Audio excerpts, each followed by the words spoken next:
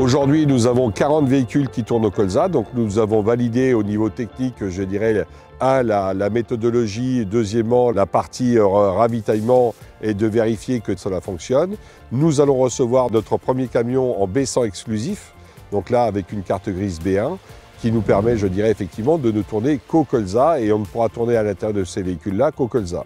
Donc nous allons avoir à peu près 120 camions en B100 exclusif et nous aurons à peu près 90 camions qui seront rétrofités, je dirais, pour tourner au colza. Donc on est sur une base de réduction de 60% de la trace CO2, de 80% de la trace des particules fines.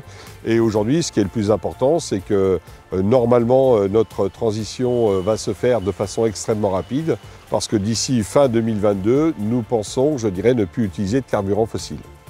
On suit énormément, je dirais, l'évolution du B100. Donc on a un programme de suivi extrêmement fort avec les gens de MAN.